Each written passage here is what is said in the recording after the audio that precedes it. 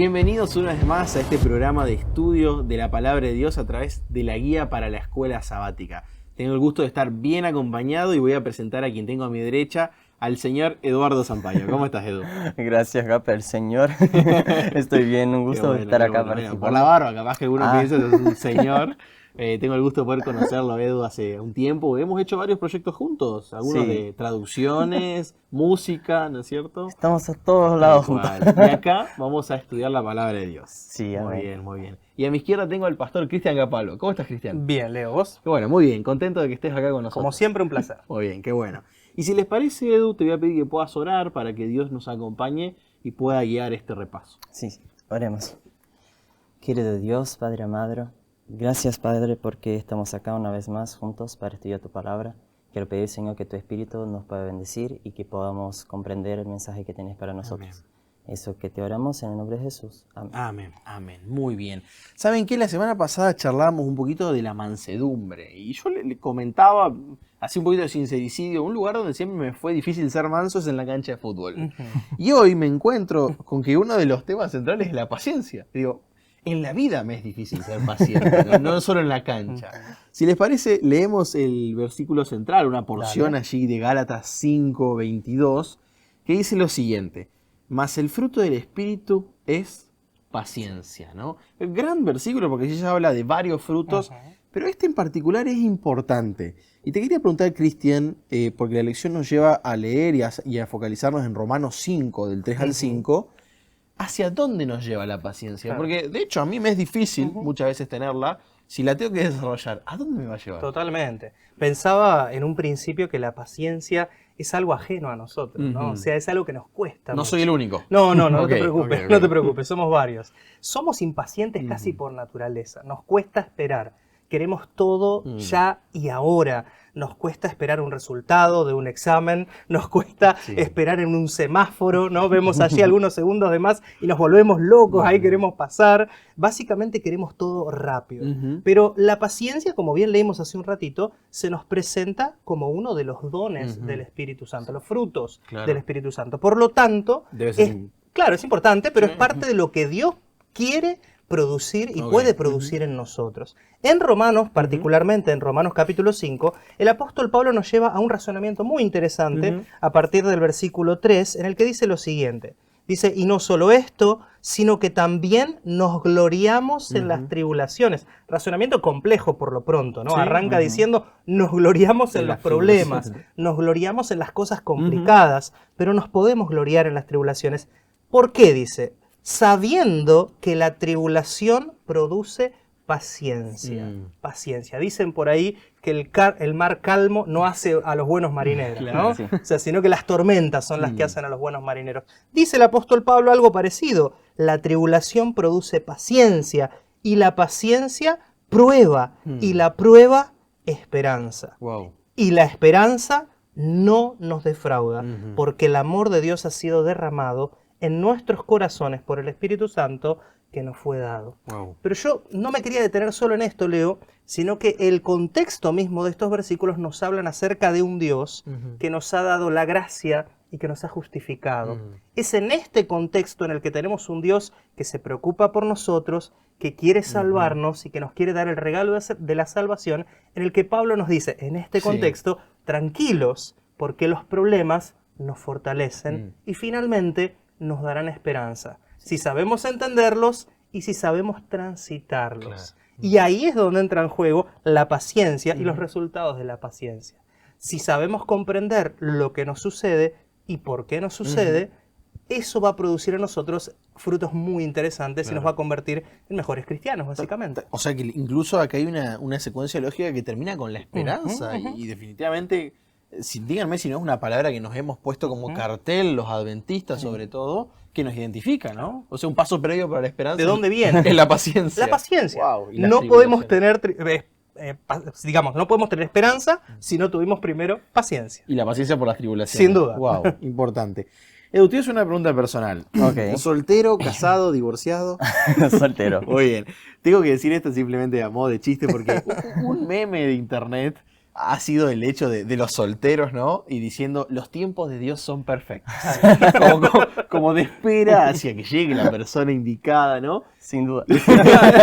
Pero hemos usado esta frase muchas veces, ¿no? Haciendo una diferenciación entre que nuestros tiempos son diferentes de los tiempos de Dios. Y te quería preguntar si esto es así, Edu, y por otro lado, ¿cómo podemos aprender a esperar a Dios, ¿no? Y sus tiempos. Sí, para mí que comprender nuestros tiempos, diferentes de los tiempos de Dios, me da mucho de comprender quién somos nosotros y quién es Dios. Porque Dios es creador y somos criatura. Claro. De ahí, eso me lleva mucho y me encanta cuando Jesús lanza la parábola del árbol, ¿no? Ajá. Porque me acuerdo de Jesús como Dios como el agricultor y nosotros como el árbol.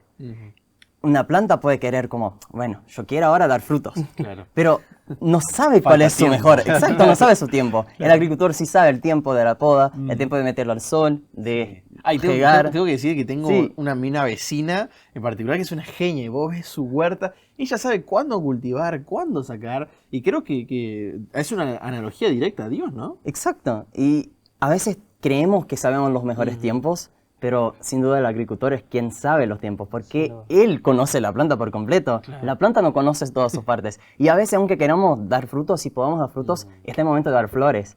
Y si tenemos las flores, no podemos tener los frutos. Claro. Hay los procesos que pasar Wow. justamente. Entonces, me encanta ver esa analogía entre Dios y nosotros, porque nos hace comprender que realmente tenemos tiempos distintos y eso no es algo feo, en realidad es algo lindo, porque demuestra el cuidado de Dios para nosotros. Y sobre lo que hablaste también preguntaste, ¿cómo podemos entonces aprender a esperar en esos tiempos? Me gusta y quisiera que leamos el libro de 1 Pedro, cuando acá escribe el apóstol en el capítulo 5, versículos 5 y 6, y dice, humillaos pues bajo la poderosa mano de Dios, para que Él os exalte a su debido tiempo. Echad toda vuestra ansiedad sobre Él, porque Él tiene cuidado de vosotros. Eso me hace directamente, incluso puse una flechita acá, a la confianza y a la fe. Y para mí esas son las claves para poder desarrollar, para poder aprender a esperar en los tiempos de Dios. Porque es primeramente, como dice acá, reconocernos, humillarnos, reconocer que Dios es soberano, que Él es el agricultor, Tal cual. y de ahí podemos entonces confiar, esperar en Él, desarrollar nuestra fe, y solo así como dice Eclesiastés, ¿no? El capítulo 3, comprendiendo que existe un tiempo para todas las todo. cosas, entonces vamos a poder comprender que Dios es quien está mirando desde afuera, entonces sabe realmente lo mejor. Wow, qué buena analogía, Edu, realmente. Y Cristian, te voy a poner en una situación difícil en este momento, después de una gran respuesta de Edu, porque a veces nosotros pedimos cosas que para nosotros son importantes. Y hace unas semanas atrás con los invitados charlábamos, bueno, hay que aprender a pedir realmente. Pero yo estoy seguro que pedí algo bueno o que necesito eso. ¿Puedo hacer algo yo que retrase o acelere la respuesta de Dios a una oración? Es muy interesante la pregunta. La lección no nos habla directamente acerca de si podemos o no hacerlo, pero sí nos da un ejemplo muy interesante en la persona de David. Claro. Y cómo él supo entender y esperar los tiempos de Dios. Muy joven recibe ese llamado, ese ungimiento por parte de Dios para ser rey de Israel. Claro. Él ya sabía que era el elegido, pero no era que eso iba a suceder mañana, ¿no? O sea, sabía que iba a ser rey, pero no sabía cuándo. Ni cómo. Ni cómo. Claro. Había ya un rey en Israel, de hecho estaba Saúl, que con sus matices, ¿no? Más bien negativos que positivos, pero digamos, o sea, había ya un rey en Israel. Claro. Me imagino cuántos días, ¿no? David habrá pensado, imaginado, ¿cómo voy yo a llegar? Pero no se lo ve en su accionar de que eso lo haya condicionado. No sé si nos damos cuenta, ¿no? Que esa seguridad que tenía de que iba a tomar ese lugar no lo condicionó al momento de actuar, en varios momentos. Sí. Como por ejemplo cuando tuvo en su propia mano la oportunidad de terminar la vida del ungido de Dios, Claro. ¿no? de Saúl. Y venía mandándose unas cuantas Saúl, algunos hasta dirían se lo Sí, tal merecía. cual. O sea que él podría de alguna manera haber dicho, che, voy a acelerar lo que Total. Dios ya me dijo que iba a suceder. Total. Puedo tomar, digamos, las cartas en mis manos y adelantar algo que es bueno. Recién hablábamos, ¿no? De cosas que estoy convencido que es bueno. Puedo adelantarlo. Dios ya me lo prometió. O sea que sé que va a suceder. Tengo la certeza. Pero en ese caso David fue muy inteligente, muy sabio, dirigido obviamente por Dios y reconoció que no era esa la forma, no era ese el momento, no era esa la sabiduría. Ahora, aún así, aunque te dije esto, también traigo a colación una parábola, ¿no? que nos cuenta Jesús allí en Lucas capítulo 18, de esa viuda, ¿no? Esa viuda que va a pedir justicia a ese juez, insensato, ese juez que no la quiere ver, que la recibe todos los días, y la viuda le insiste, y en algún momento, ¿no? Casi como para sacársela de encima, dice, bueno, voy a hacer justicia con esta señora porque Por ya no la quiero cansancio. ver más. Entonces, ¿qué quiero decir con esto? Hay que respetar, claramente conocer y respetar los tiempos de Dios, pero eso no quiere decir de que debamos esperar inactivamente, ¿no? Exacto. Con los brazos cruzados y decir, bueno, alguna vez sucederá, Claro. sino que tenemos que tener una actitud activa en oración. Sí. No está mal, y de hecho Jesús mismo nos instó a poder reclamar sus promesas, a poder contarle lo que nos sucede y decirle lo que nos pasa y reclamarle lo que nosotros creemos que debe suceder. Ahora, siempre y cuando confiemos en que los tiempos de Dios son perfectos y confiamos por sobre todas las cosas en la voluntad de Dios para nosotros. Totalmente, totalmente. Fantástica respuesta. Y Edu, vos nos planteabas un poco el tema de los tiempos de Dios, charlábamos, diste una analogía muy acertada en cuanto a nuestro rol como criaturas y el de Dios como creador. ¿Cuáles son las ventajas de esperar los tiempos de Dios? Una respuesta práctica, ¿no? Porque es algo que experimentamos todos, el querer ya y a veces el tener que esperar. ¿Cuáles son las ventajas de que Dios sea el que decida los tiempos y las formas a las respuestas? Sí, para mí la mayor ventaja de todas es justamente eso que hablábamos, cuando reconocemos que Dios es Dios y sabe lo mejor. Claro. Dios siempre hace lo mejor y siempre hace en el mejor tiempo. Es como la anécdota que viene en la lección de los malvaviscos, de los niños que podían comer un malvavisco o esperar más y ganarían otro malvavisco. Claro. Entonces venía algo mejor. Claro. Cuando sabemos esperar en los tiempos de Dios, sabemos que viene mejor de lo que pensamos. Y para mí una gran ventaja de eso es que podemos no solo aprender a confiar en Dios, desarrollar esa confianza, esa fe y todo eso, pero también podemos nos preparar en ese tiempo de espera, Claro. nos preparamos para recibir lo que Dios nos quiere dar. Porque a veces, como estamos ahora, no tenemos las condiciones de recibir lo tanto que Dios nos quiere dar. Entonces, cual. es misericordia de Dios darnos ese tiempo de paciencia para poder estarnos listos para recibir lo tanto que nos quiere dar. Tal Entonces, es lindo eso. Sí, y creo que eso es muy del desarrollo del ser humano, porque en la infancia y en la adolescencia cuesta mucho postergar el deseo, la gratificación inmediata. Me parece que como mundo estamos adoleciendo un poco porque nos cuesta postergar el deseo para luego recibir una recompensa mayor, que es la vida eterna, ¿no? Y te diría en la adultez también. En la ¿no? adultez también, sí, creo que Se no, ve bastante no eso. escapamos muchas veces de eso. Sin duda. Y recién le preguntaba a Edu sobre las ventajas. Ujú. Quería preguntarte, Cristian, sobre las consecuencias, ¿no? Porque, bueno, hay que advertir realmente. ¿Qué consecuencias trae el adelantarnos muchas veces a los tiempos de Dios? Sí. No saber quizás esperar a que las cosas se den cuando se deban dar, ¿no? O que el desenlace sea cuando realmente tenga que suceder. La lección nos invita a reflexionar un poquitito en la persona de Elías, ¿no? En ese momento posterior al momento del Monte Carmelo, ¿sí? Ese encuentro con los profetas de Baal y esos profetas paganos. A mí siempre me llamó poderosamente la atención cómo en Elías vemos la naturaleza humana, Claro. ¿no? O sea, lo vemos ahí arriba, en la cima, Sí. en un pináculo de su carrera, por decirlo de alguna manera.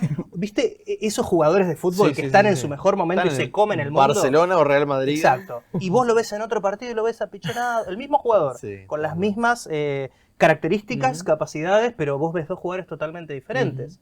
En el caso de Elías lo vemos.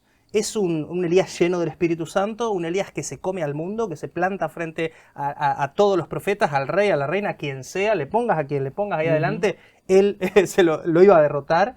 Y un poquitito después, obviamente con amenazas de Sí. por medio, amenazas de muerte y demás, nos lo encontramos huyendo, literalmente huyendo, ¿no? Huyendo del plan que Dios tenía para él, huyendo al desierto, escondido. De hecho, Dios mismo tiene que contrastarlo y preguntarle y decirle, ¿qué estás haciendo acá? Y en esas interacciones con Dios, Él siempre pone al pueblo como excusa, ¿no? Él está ahí escondido y Dios le pregunta, ¿qué estás haciendo aquí? Y él dice, no, pero tu pueblo son una manga desobediente, no me escuchan. Estoy solo. Claro, soy el único. Vengo diciéndole, tienen que hacer esto y no me hacen caso. Y en todas las veces Dios estaba esperando una reflexión personal. no corporativa, ¿no? Después lo contrasta con la realidad de que había por lo menos 7.000 personas que no habían doblado sus rodillas. Pero volviendo a la pregunta que vos me hiciste, ¿no? Pensaba un poquitito cuáles son las consecuencias. Pensaba que el primer problema de tratar de adelantar o de no esperar es que estoy utilizando mi criterio y no el de Dios. Cuando yo no espero y yo trato de adelantar las cosas a mi manera o de no esperar el desenlace natural de las cosas, estoy utilizando mi criterio. Estoy olvidando el criterio de Dios. Otra de las cosas importantes en esto es que a veces la fe, que es lo que me hace esperar ese tiempo, primero que nada no necesariamente tiene que ser una fe ciega, ¿no? Una fe que se sostiene en evidencias de Dios, pero es un proceso que se construye. Claro. Esa fe es un proceso que se construye. Yo no puedo pretender saber esperar en las promesas de Dios y saber esperar los tiempos de Dios si primero no construí una relación con ese Dios, tal cual. El dueño de esos tiempos. Entonces, la principal consecuencia es que quizás nunca voy a llegar a ver las cosas que Dios tenía preparadas para mí. Y ahí es una pérdida enorme. Enorme. Sin duda. En el balance queda muy en negativo, ¿no? Y Edu, nos quedan los últimos minutos y te voy a dejar la responsabilidad de responder una pregunta más. Y quería leer el Salmo 37:4, un muy lindo versículo que dice: deleítate a sí mismo en Jehová y Él te concederá las peticiones de tu corazón. Yo sinceramente quisiera primero que mi corazón esté a tono con el de Dios y que Dios me conceda esas cosas que yo estoy necesitando, que yo quiero, ¿no? Por eso te quería hacer dos preguntas. ¿Qué significa deleitarse en Jehová? ¿Y cómo puedo aprender a deleitarme en Él para que me pueda conceder las peticiones de mi corazón? Sí, y bueno, primero, ¿qué sería deleitar entonces, no? Si yo cierro los ojos y pienso en la palabra deleitar, me viene tomar un helado. Algo rico, ¿no? Una comida, porque creo que viene justamente de eso, de disfrutar, de gozar de un buen momento, ¿no? Y creo que esa es la invitación, no solo de David, pero de Dios en ese versículo, que podamos disfrutar, podamos disfrutar de ese momento con Él, como cuando estamos en familia, comiendo, como poder disfrutar del momento que tenemos con Dios. Y lo que dice David en todo ese salmo, básicamente en el versículo anterior, en el que sigue, es de confiar en Jehová, confiar en Dios, entregar tu camino, encomendar el camino y confiar y confiar. Y creo que deleitar y confiar, entonces básicamente están ahí juntos, porque es solo cuando yo confío en Dios que yo puedo realmente relajar. Descansar. Exacto, descansar y disfrutar ese momento y poder entonces ahí sí deleitarme y aprovechar eso. Claro. Entonces creo que esa es la invitación. Podemos acordar que Dios, es el que está en el comando, Él es quien está en el control, sabe los tiempos, el mejor tiempo. Entonces cuando yo sé eso, hago mi parte, por supuesto, pero estoy ahí disfrutando del momento con Él. Y la parte difícil. ¿Cómo? Esta es la difícil. ¿Cómo hacerlo? ¿No? ¿Cómo hacerlo? Creo que viene mucho del mirar hacia atrás. Podemos parar un poco y ver lo que ya hizo Dios en mi vida hasta ahora. Lo que ella vino haciendo, y no solo en mi vida, porque a veces uno para y pregunta, bueno, en mi vida Dios todavía no me contesta, estoy orando hace años y no viene la respuesta. Todavía no he vivido muchas cosas, soy chico. Sí, soy joven. Y acá creo que en la Biblia es donde tenemos entonces ese histórico para poder conocer a Dios, conocer quién es Dios y conociendo a Él sabemos que Dios no falla y siempre cumple sus promesas y siempre cumple su tiempo. ¿Cuántas historias bíblicas tenemos para decirnos eso? Entonces creo que esa es la clave para aprender a deleitarse, es poder mirar no solo nuestra vida, a la vida de los héroes, de la Biblia, de todos los profetas y cómo Dios siempre actuó, siempre actuará entonces de la mejor manera, en el mejor tiempo y así podemos descansar, deleitarnos. Muy importante, ¿no? Lograr esa sintonía entre lo que yo quiero y lo que Dios quiere para mí, ¿no? Tal cual. En el momento en el que logramos llegar a ese punto de confianza y consigamos esa sintonía, claramente Dios va a responder a todos los deseos de nuestro corazón. Totalmente. Porque van a hacer lo mismo que Dios. Y Cristian, a modo de cierre, ¿tiene un rol importante la oración en esa sintonía con Dios? Fundamental, ¿no? Fundamental. Siempre me quedo con esa definición que hace Ana, madre de Samuel, de la oración, ¿no? Derramar el alma, derramar el corazón, derramar la vida delante de Dios. No hay manera de conocer tanto a Dios para conocer sus tiempos y respetarlos si no es a través de establecer una comunión con Él. Y en esa comunión todos nosotros sabemos que la oración es fundamental. Necesitamos hacer a Dios parte de nuestra vida diaria, a todo momento. ¿Para qué? para poder lograr esa sintonía de nuestra vida, de nuestros deseos, de nuestras intenciones con los deseos de Dios para nuestra vida. Amén. Amén. Gracias, Cristian, por acompañarnos una vez más. Gracias, Edu. Espero que hayas disfrutado tu Sí. primera vez con nosotros y ha sido realmente un placer. Amén. Y gracias a cada uno de los que nos acompañó. Los invitamos a compartir y a conectarse nuevamente la semana que viene para poder seguir disfrutando la lección, y ahora sí con la lección número 12, que tiene por título Morir como una semilla. Nos encontramos la próxima semana.